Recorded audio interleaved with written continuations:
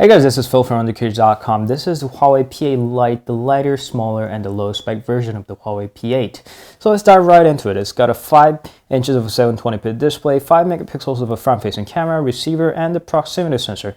There's a Huawei logo on the bottom, and although the screen looks like it's a bezel-less, it's just design. There are bezels all around the corners of the screen, so don't get fooled by this clean black design of the screen.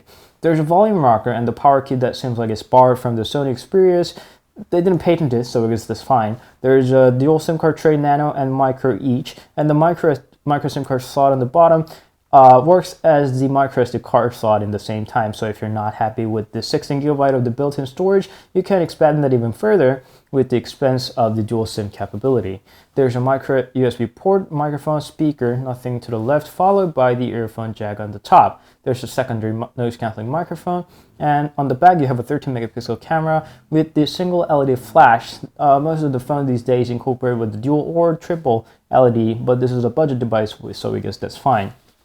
There's a Huawei logo along with the certifications there on a hairline finished plastic back. It's not removable, it's just a one piece of device. So that's pretty much it. It retains most of the looks of the Huawei P8, but the lack of the premium material tells us that this indeed is a budget device. Plastic finishes are well done, but we've seen better finishes with the lower budget devices, so we guess that's hard to say it's anywhere near impressive. Bezels are there, and it doesn't have the best grip, so we guess that's hard to say it's got the best design. Display-wise, color production is mediocre. It's there, but it's not as good as we want it to be. We've seen better devices at the similar price points with the better screen. They added up the new color temperature at the latest firmware, but we don't really see this going anywhere. So when we go to the end, to the cold, it doesn't really change anything. When we go to the other end, to the warm, it's there. By setting out the default, it's exactly the same. So we guess there's a software glitch, or maybe we're doing something wrong. We don't know. But they didn't really fix anything. So, and it's been months, so we guess that's just the way it's gonna be. The call quality is fine. The sound quality, however, was a bit disappointing for music. There isn't really any option supporting for equalizer, so you don't really get that. There are not a lot of options here to modify your sound experiences, so that's that. And speaker is nothing more than average, so don't expect any kind of bass or details of the sound. If you listen to music a lot, don't expect a whole lot from this guy. And camera is even bad for the price that you pay for. The camera with the 13 megapixels is just, whether it be dark or bright, it just smudges all the details and the colors are washed out. Really, you don't want to do anything with the camera here unless it's a total emergency. The performance-wise is surprisingly decent. At the Snapdragon 615, it should be okay considering that it's quite a pretty good processor with the octa-core, and it actually performs pretty well. We hope it was a little bit smoother, but we'll talk about that in the software-wise. With the Android 4.4, it's just fine. But the software is what we really don't like. It definitely needs the overall polishing. Along with the white balance bug, the touchscreen tends to ignore some of our touches.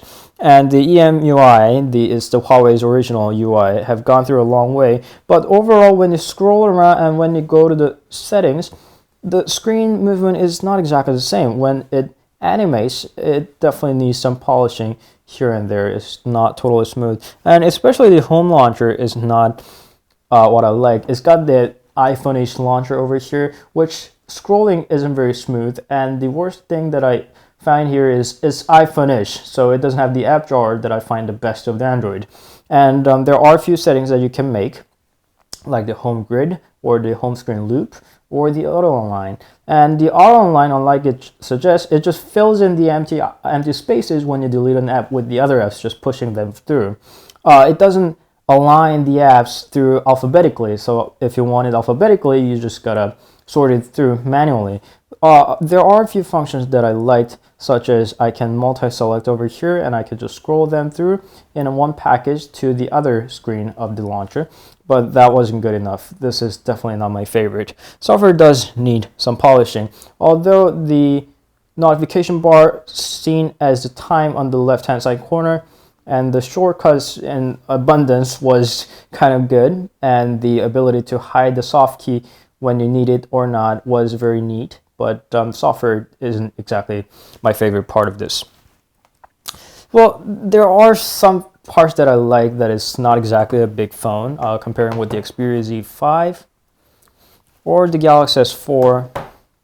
It's bigger than it's supposed to be, than the size of the screen that it has, but still, with the monstrous phone, this is a first generation Moto X, with the monstrous phone, this is still an adequate size device. Well, the P8 Lite performs decently and comes in an acceptable design package. If you happen to just buy it, it's okay, you'll be able to go through a year or two with this phone. But if you hadn't already, we don't see any reason to get the P8 Lite than the Moto G 3rd generation. Aside from the Snapdragon 410 processor on the Moto G 3rd generation, that probably is going to outperform an everyday job thanks to the better optimized software, it overwhelms in every dimension than the P8 Lite. So if you're not a diehard Huawei fan, and we don't suppose you are, there's no reason to get this phone while there are better competitors out there in the market. And they're cheap. So that was Huawei P8 Lite. It looks good, and it is, but it's not worth buying it, at least with competitors. Thanks for watching, and we'll see you guys later. Don't forget to subscribe. Bye.